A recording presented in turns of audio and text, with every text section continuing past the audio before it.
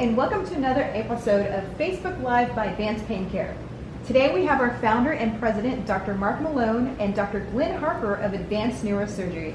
Thank you both for being here with us today. Thank you, Ray Dawn. Welcome. I would like to start off by congratulating the both of you for being nominated Austin Monthly Magazine's Top Doctors of 2023.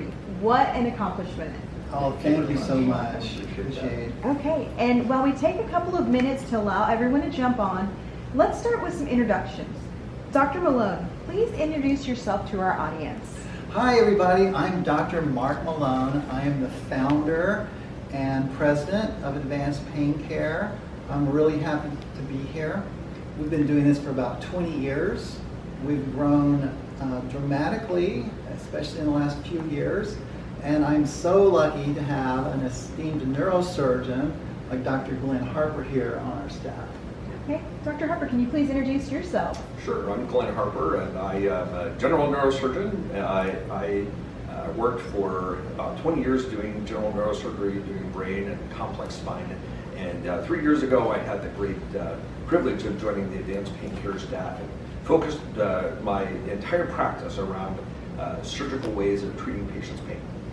Okay, great. I understand you both have a lot to discuss, so we'll get right into it.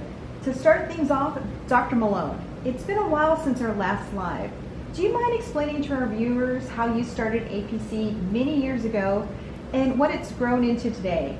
We would love to hear how Dr. Harper and his team fit into this multidisciplinary approach. Yeah, well, thank you, Ray Dawn.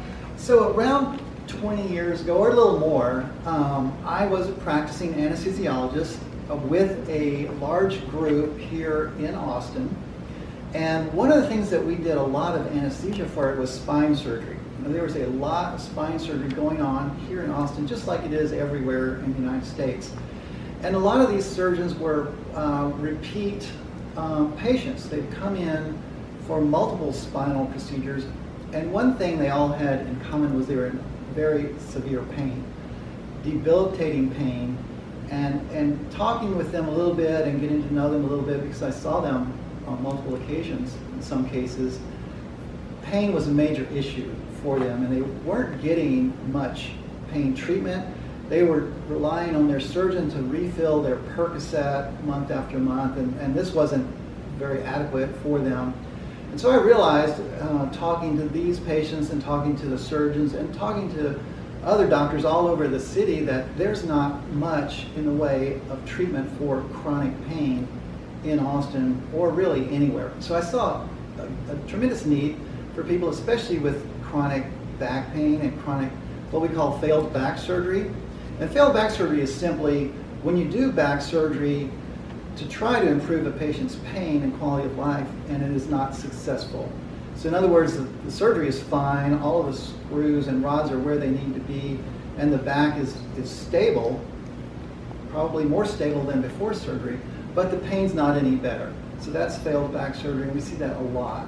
So I went back to school, I went back to training and did a fellowship in chronic pain management in Houston with some of my friends and coworkers and colleagues down there, and then came back to Austin and started my own company, Advanced Pain Care.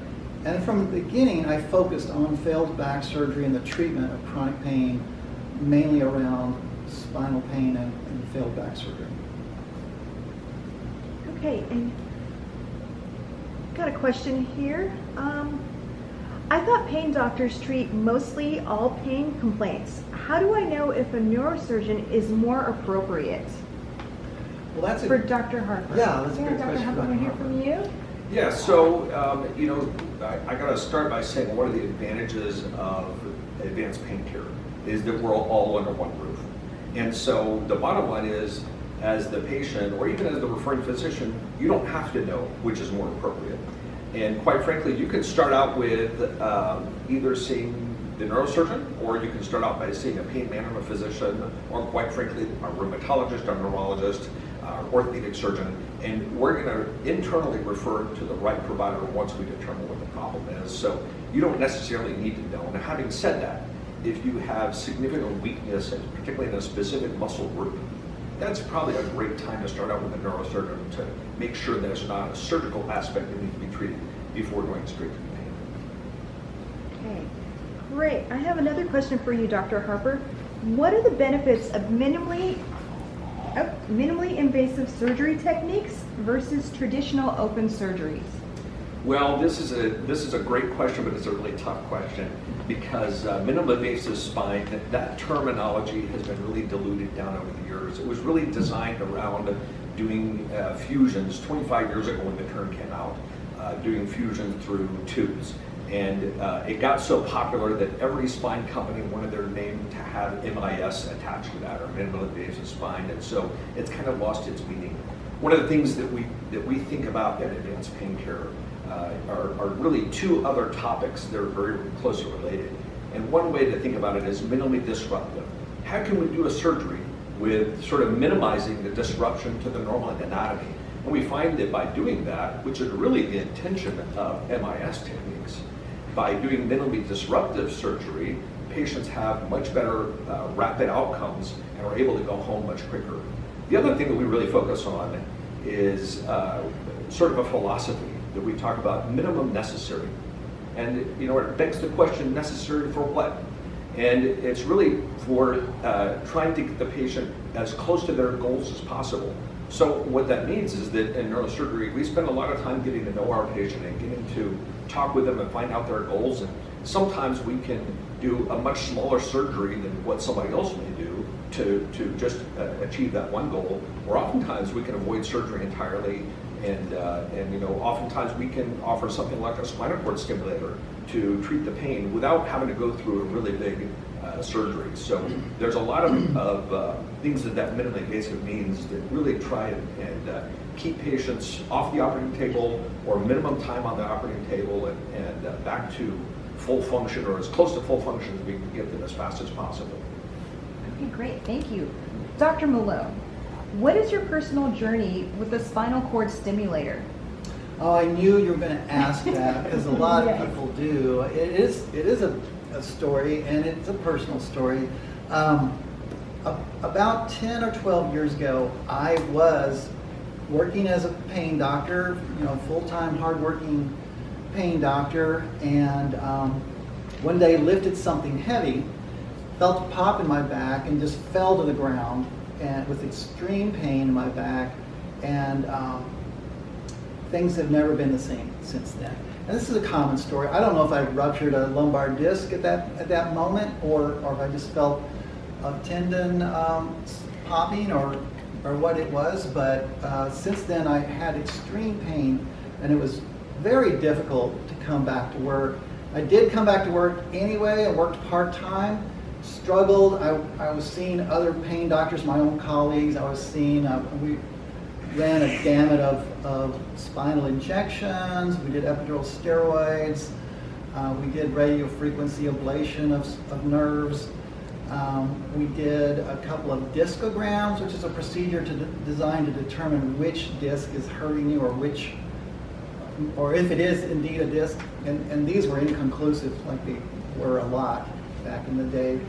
I was on chronic pain medicine, which helped a little bit, but didn't really do the trick, and there's no good endpoint for that, so it's limited in value. Finally, about 6 years ago, the new spinal stimulators came out, and these devices were about 100 times better at treating axial back pain, which is what I had. I had chronic severe pain in the middle of my back, not radiating down my legs. And the old stimulators were not good at treating that type of pain, but the new ones were very good at it. And so after seeing success in several patients, and actually after doing a few myself on patients, I had one of my partners, Dr. Mashad, install one of these stimulators in my own back, and the results were very dramatic. I'm completely free of pain after the procedure. I was able to resume full-time work and full-time social life. I was able to travel again, which was a big problem when you have chronic pain. It's hard to get on an airplane and sit still for 3 or 4 hours, or ride in a car for 3 or 4 hours. It's very difficult. But after my procedure, I was able to do all of that. It's almost like it had never happened. So I had a new lease on life and a huge appreciation for this procedure, because in the world of pain management, we don't have anything that works nearly as good as that. That is by far the best thing that we can offer a patient who's in chronic severe pain due to some type of nerve damage or failed back surgery. And so I have since then redesigned my entire practice to focus on this device and this method of treating patients, and we have a lot of great success stories. Great. Thank you so much for sharing. I'm sure viewers really appreciate hearing that story. Thank you. Yeah. And Dr. Harper, do neurosurgeons only focus on back pain? No, neurosurgery is actually a very broad field, and there are neurosurgeons who do some that do only cranial surgery. There are neurosurgeons that do some, perhaps only an area called functional neurosurgery that primarily is associated with movement disorder, things like that. But there's, back pain is so prevalent in the world, and especially in our nation, that many neurosurgeons end up focusing a lot on back pain. And then there's a very wide variety of treatments for back pain, everything ranging from non-surgical treatments, physical therapy, and things that our pain management colleagues can do, all the way up to really massive fusions. And so one of the things that we at Advanced Pain Care do is try and focus on the things that can be done as an outpatient. Trying to keep people from surgery if possible, but if needed to have surgery, can we do something that's small enough to be done as an outpatient to do a small surgery? Or maybe can we do a spinal cord stimulator to keep somebody from having a really big back surgery, but still accomplish their goals of reducing their pain and improving their quality of life? Yeah, Dr. Harper, going more into that, where all do you see your patients at? So I see most of my patients either in our Round Rock office or in Waco, and then I have two fabulous PAs, both of whom have done general neurosurgery for many years, and now focus on the same things that I do, that see people in our South office and in our Central office on Lamar and in Bastrop. Okay, thank you. And back to Dr. Malone. Is the spinal cord stimulator trial painful, and what is the recovery time like? Great question, Ray Don. So the spinal stimulator comes in two steps. First, a trial or test drive, and the second one is the implant, which is a permanent implant. So the test drive or the trial is where we put a temporary wire in your back and connect it to an outside battery that's taped to your skin, and you go home for about 5 or 7 days and just try it out and see if it's going to work for you. Most of the time it does. It works great. It blocks those pain signals from traveling to your brain. Is it painful? No, it's not. We do it in a procedure in the surgery center. We give you a little sedation IV, so you're asleep for the 15 minutes that it takes. And we supplement that with a little local anesthesia, where we place a little needle and slide the wire through the needle. So there's no incision. You're asleep the whole time and you don't feel a thing. So it is not painful. Okay, great. Thank you. So, Dr. Malone, how many locations do you have now, and how many specialties? We have 17 locations, and I think we're up to about 7 specialties, if you can believe that.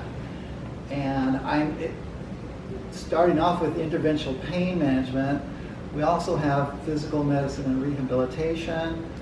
We have anesthesiology. We have neurosurgery, orthopedic surgery. We have rheumatology, which is very important. And we have neurology. And we've just added radiology. So it's really, and we have addictionology, which is also very important, because a lot of people struggle with managing their pain medicines. So addictionology, also known as opioid stewardship, this is a specialist who helps patients who are struggling with managing their pain medicines. So we're really up to 9 specialties now. And if we include physical therapy, that's 10. We also have pharmacy, that's 11. And we have behavioral health, that's 12. We really have 12 specialties under our roof today. Wow, that's wonderful. That's a lot of growth over the past 20 years. Yeah. Question for Dr. Harper from the audience. If I am referred to see Dr. Harper by my APC pain doctor, will Dr. Harper treat me for other pain needs?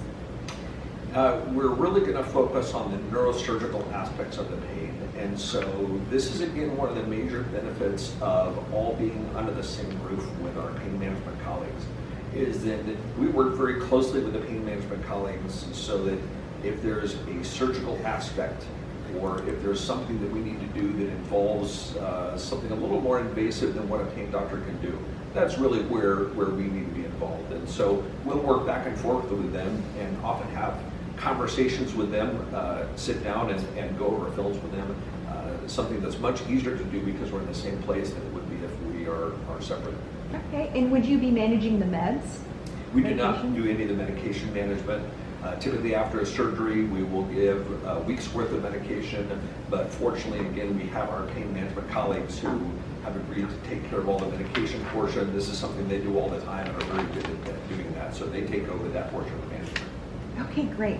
Okay, let's take last few minutes to dive into our live feed and grab some questions from our audience. So give me a second while we take a look here. Okay.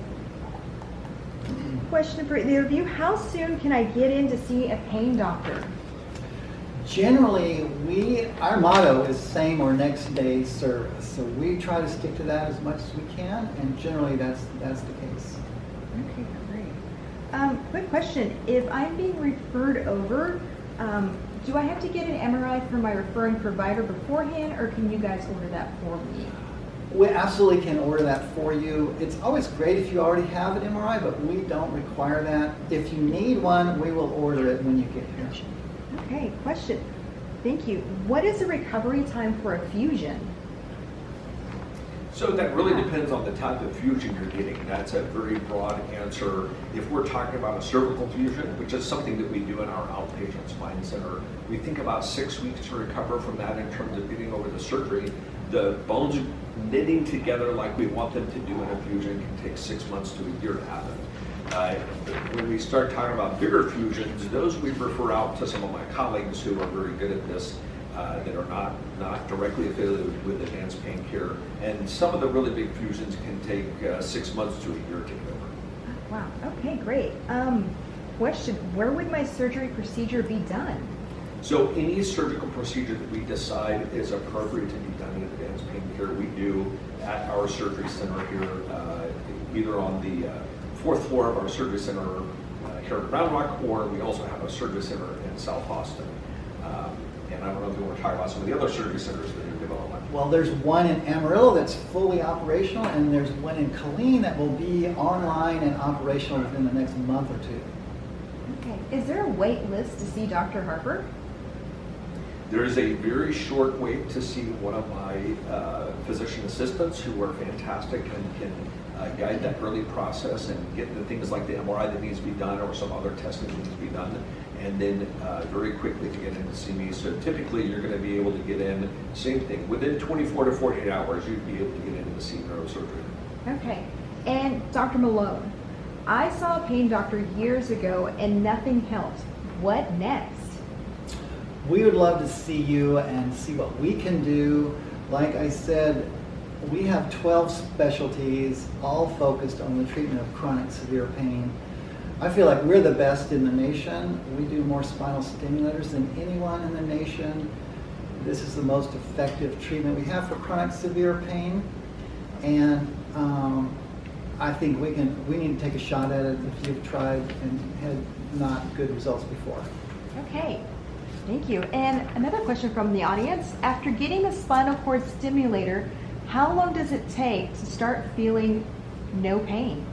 Great question. It's immediate, pretty much immediate. As soon as you wake up in the recovery room and we turn that on, you're going to feel some relief.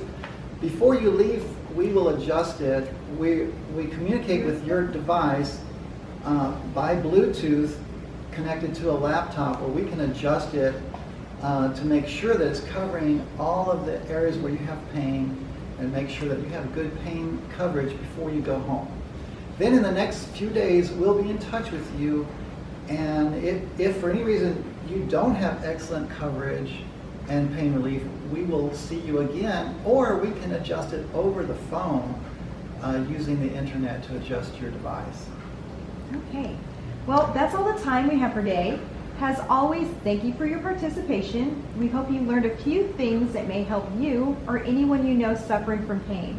Please stay tuned for our next event, and remember, at Advanced Pain Care, the pain stops here.